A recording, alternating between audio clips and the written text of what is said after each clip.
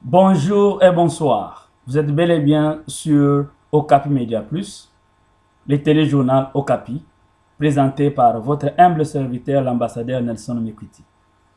Chers compatriotes, bonjour et bonsoir. Aujourd'hui, nous allons parler du kimbanguisme, l'église kimbangiste.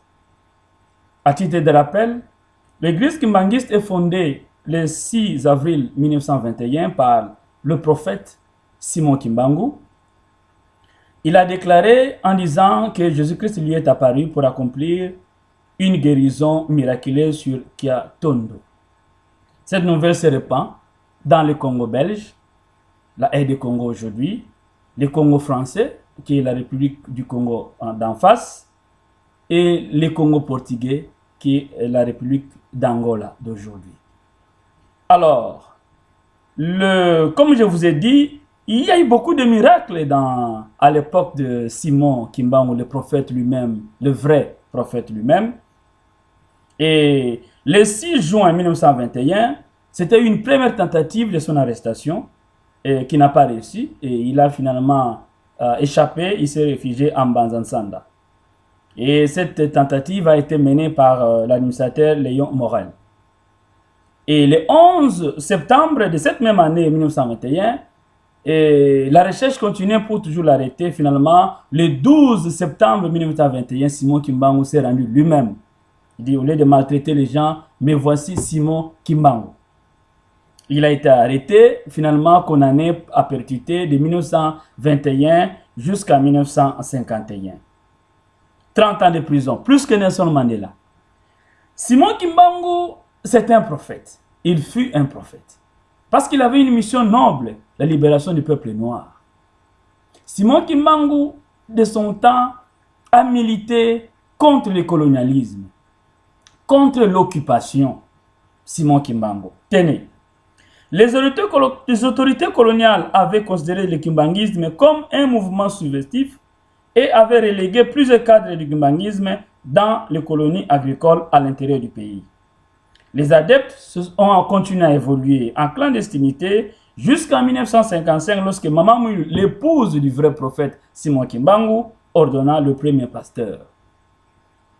Le 27 avril 1959 et au 8 juillet 1992, c'était l'avènement de Joseph Diangenda Kuntima, assisté par Papa Charles Kisolokele et Papa Paul Salomon Djalongana Kiangani.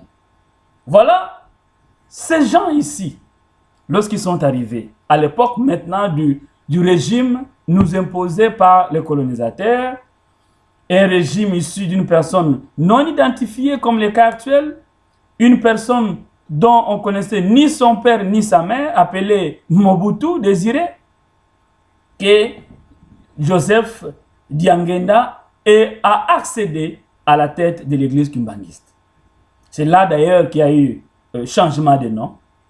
C'était devenu maintenant l'église de Jésus-Christ sur la terre par Simon Kimbangu le prophète. Donc ce n'est plus l'église kimbangiste qui nous a laissé Simon Kimbangu. Je tiens à rappeler au peuple congolais que l'église kimbangiste que vous voyez, ce n'est pas l'affaire des adeptes de l'église kimbangiste. L'église kimbangiste, c'est un patrimoine congolais au même titre que l'UDPS, au même titre que tant d'autres organisations qui ont milité pour l'intérêt des Congolais, au même titre que le parti de Pierre Molélé, des patrimoines de personnes qui ont donné leur vie, la vie des cadres, la vie des Congolais. Ces œuvres ne constituent pas ou ne sont pas des unités de production ou devenus des unités de production des individus qui pensent que l'église kimbangiste c'est leur affaire. J'ai dit non. Nous venons par ce message ici protester. Nous protestons, nous, de l'initiative des républicains congolais, du comportement que nous sommes en train de remarquer depuis l'avènement de Joseph Diangenda à la tête de l'église kimbangiste. L'église kimbangiste est devenue une structure au service de l'occupation. Tenez, ils sont arrivés au pouvoir, c'était déjà la déviation. Ils ont fait un pacte avec le maréchal Mobutu.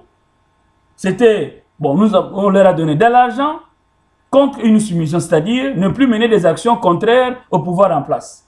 Les pouvoirs en place qui n'étaient qu'un prolongement du colonialisme.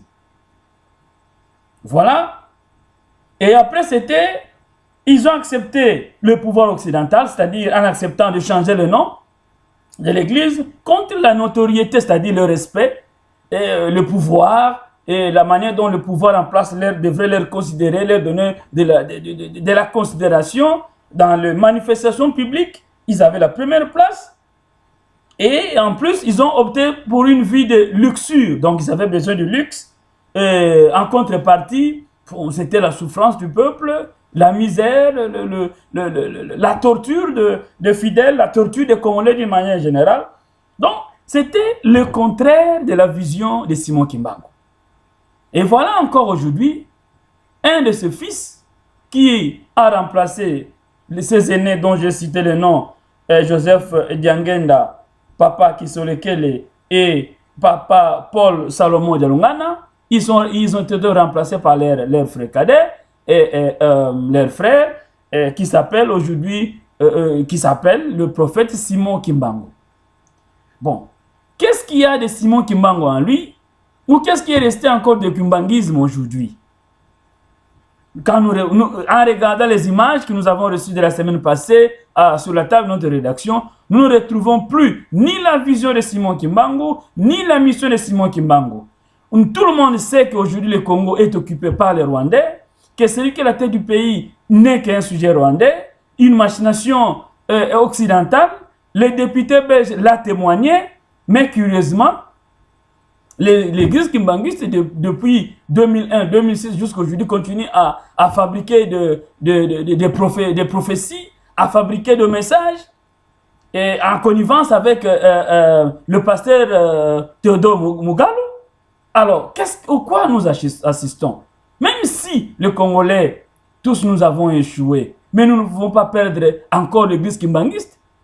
C'est ça qui nous reste comme patrimoine pour la défense de la patrie congolaise, la défense de la nation congolaise, la défense du peuple congolais, la source même de l'État congolais, qui est le peuple né Congo, d'où est sorti ce digne fils de ces coins, de ces terroirs, je cite le prophète Simon Kimbangu, le père, le vrai prophète, peuple congolais.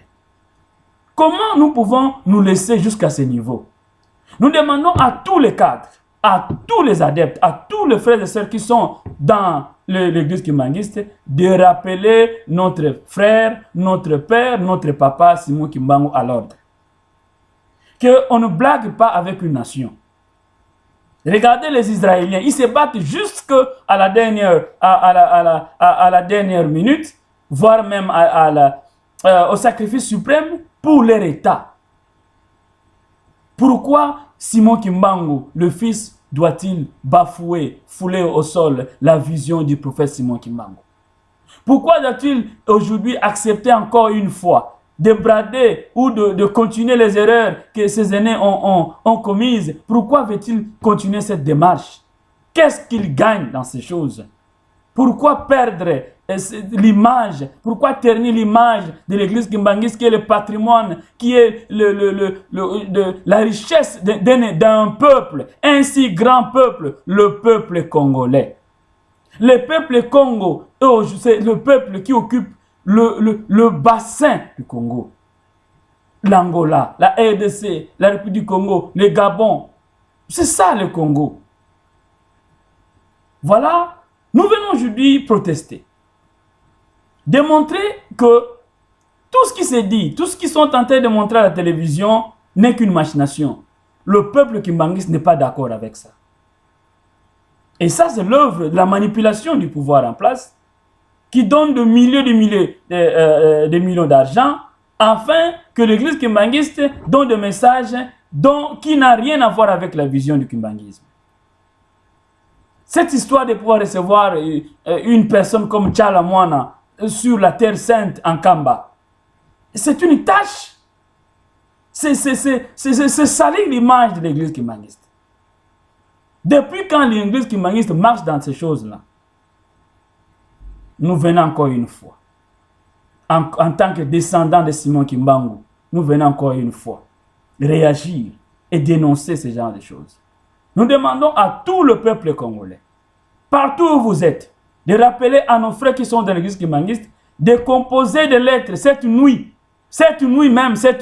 adressée à Papa Simon Kimbangu, le fils, de revenir à l'ordre. Parce qu'il est inadmissible que nous puissions perdre l'église kimbanguiste encore une fois. Cette fois ici. Assez, c'est assez. Nous avons accepté ces choses avec Mobutu.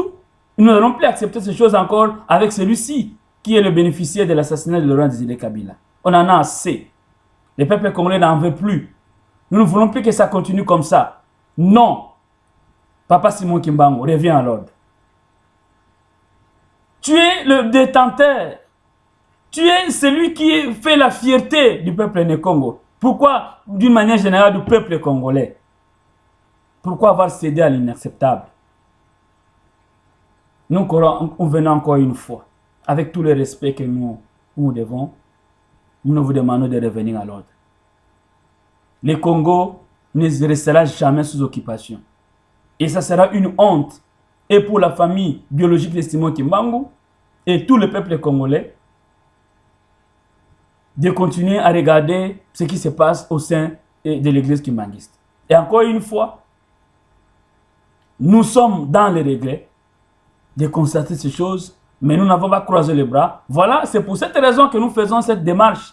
C'est pour demander à notre église, qui est notre patrimoine, l'église kimbanguiste, de revenir à l'ordre. Nous ne sommes pas d'accord avec ce que nous voyons. Même la salutation, même quand vous regardez ce qui se passe en Iran, le président de la République iranienne, c'est lui qui s'incline devant le chef spirituel iranien. Mais qu'est-ce que nous voyons avec Simon Kimbangu, le fils? C'est lui qui s'incline devant un sujet, un adepte. Ce n'est pas possible. Alors, toutes ces choses, ça nous fait mal. C'est le président de la République qui doit s'incliner devant le chef spirituel, pas le contraire. Voilà pourquoi nous lançons encore une fois un message solennel. Les cadres de l'église kimbanguiste, les adeptes de l'église kimbanguiste, le peuple congolais d'une manière générale, veillez là où vous êtes à transmettre ce message au fils réel de Simon Kimbangu de revenir à l'ordre. Que le Congo a besoin de l'église kimbanguiste qui est son patrimoine et le Congo n'est pas prêt à perdre ses patrimoines. Je viens ici encore une fois, à travers Okapi Media Plus, la radio Okapi Plus, demander à tous les compatriotes d'œuvrer dans le même sens que moi, car le Congo est la seule patrie que Dieu nous a laissée. Et ce n'est pas nous qui avons choisi le Congo d'être notre patrie, c'est Dieu qui nous a créés Congolais. Les Congo aux Congolais, les Rwandais aux Rwandais. J'ai dit et je vous remercie.